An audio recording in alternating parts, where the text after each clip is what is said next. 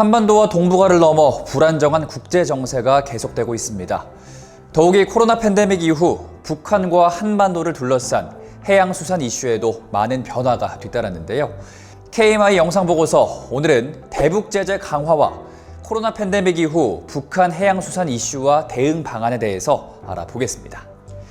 일명 제로 코로나 정책을 펼쳤던 북한은 코로나 기간 동안 국경을 거의 봉쇄하다시피 했습니다. 이미 2017년을 전후로 유엔 안보리와 국제사회의 대북 제재가 강화됐고 여기에 우크라이나 침공까지 겹치면서 북한의 해양수산 분야에는 어떤 변화가 일어났을까요? 우리에게는 어떤 영향이 있고 여기에 어떻게 대응해야 할까요? 북한 관련 연구의 가장 큰 어려움은 연구에 활용할 객관적인 데이터가 많지 않다는 점인데요. 하지만 이런 한계에도 불구하고 문헌이나 통계자료, 언론 보도 등을 수집해서 최근 5년간 북한의 대내외 정세 변화를 진단하고 해양, 수산, 해운항만, 해양 경계태세로 부문을 세분화해서 각각의 이슈를 정리했습니다. 또한 여러 전문가들의 의견을 수렴해 향후 5년 동안 예상되는 시나리오를 구성해 시나리오별 북한의 해양수산 이슈와 남북 간의 영향 등을 조사 분석했는데요. 그렇다면 이번 연구의 핵심 내용을 간단히 살펴보겠습니다. 첫째, 북한의 대내외 정세 변화는 해양수산 분야에 직접적인 영향을 미치고 있었습니다. 실제로 해양 관광 개발이 무산된다거나 해상 경계 태세가 강화되고 또 조업 활동이나 해운 무역에서 불법적인 활동들이 증가했다는 걸 확인할 수 있었는데요. 둘째, 향후 5년간 북한은 식량난과 기후변화로 인해서 연안의 재해가 증가하고 또 대북 제재를 회피하기 위한 불법 환적이나 밀수도 증가할 전망입니다. 경제난도 한층 심화될 가능성이 높은데요. 대외적으로는 북한과 중국, 러시아 간 협력이 지금보다 높은 수준으로 유지될 가능성이 높고 북미 간의 비핵화 협상 진전이나 남북 관계 개선의 여지는 적은 편입니다. 마지막으로 이에 대한 우리의 중단기 대응 이슈로는 접경 지역의 하천 범람이나 어선의 군안 구조, 접경 수역의 인명사고를 사전에 예방하고 북한의 해양수산 이슈와 정보에 대한 정기적이고 체계적인 수집 관리가 있습니다. 시의성 있는 연구를 통해 한반도 해양수산 분야의 현실을 분석하고 미래를 대비하는 차원에서 이번 연구가 정부의 정책 수립에 조금이나마 보탬이 될 수 있길 바랍니다. 끝으로 해양수산 이슈에 대한 부처별 제도적 대응 방안은 무엇인지 이번 연구를 진행하신 윤인주 KMI 연구위원님의 자세한 설명 들어보시죠.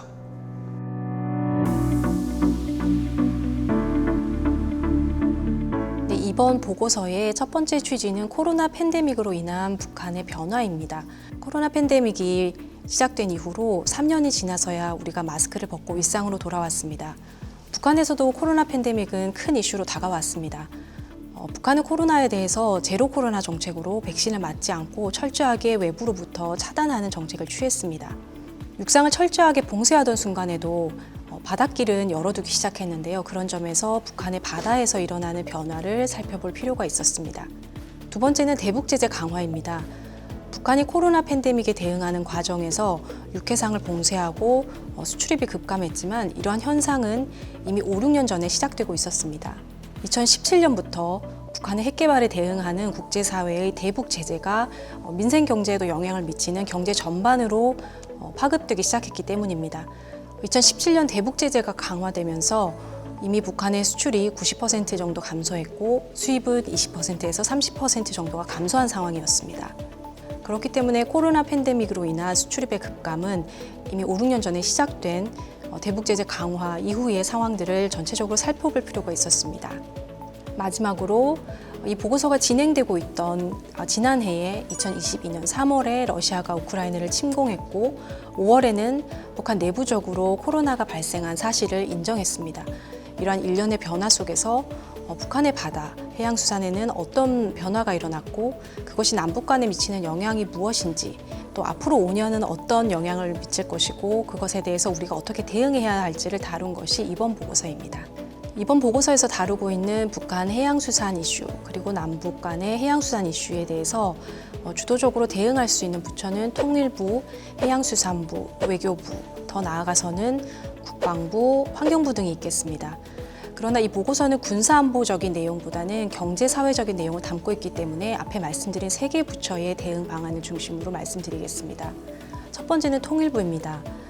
이번 보고서에서 지적한 것처럼 기후변화로 인한 연안재해 그리고 그 피해가 커질 경우에 그중에 하나로 접경 하천에 범람이 일어나서 우리 접경 지역에 피해가 오는 상황이 있을 수 있습니다.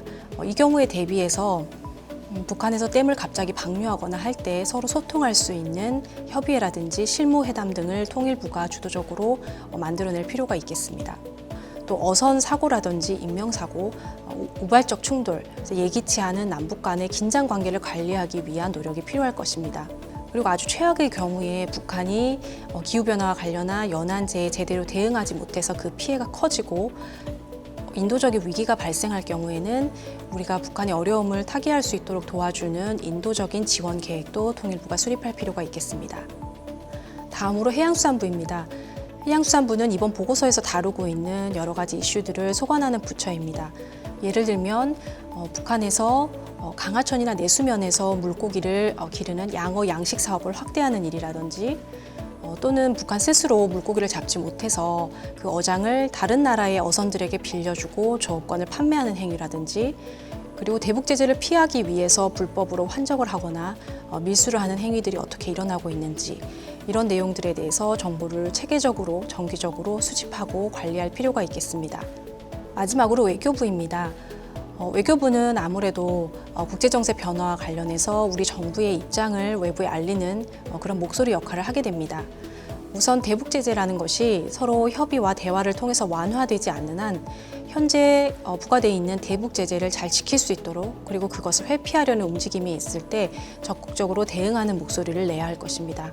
그렇지만 다른 한편으로는 국제사회 일원으로서 기후변화 대응이라든지 환경협력 부분에서 한반도 차원에서 남북한이 공동으로 대응해야 할 부분들도 있습니다.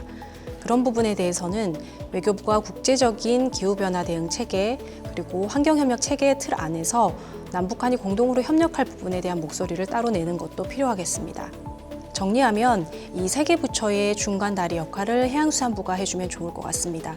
해양수산부가 북한의 해양수산 분야에서 일어나는 이러한 정보들을 정기적으로 관리하고 통일부와 소통해서 적절히 대응할 수 있도록 준비를 해주고 또 해양수산부와 외교부는 이미 환경협력, 해양환경협력 분야에서 적절히 조율을 하고 함께 대응을 해나가고 있는데 한반도 차원에서 남북한이 공동으로 대응해야 할 부분에 대해서도 함께 목소리를 낸다면 큰 시너지 효과가 있을 것으로 생각합니다.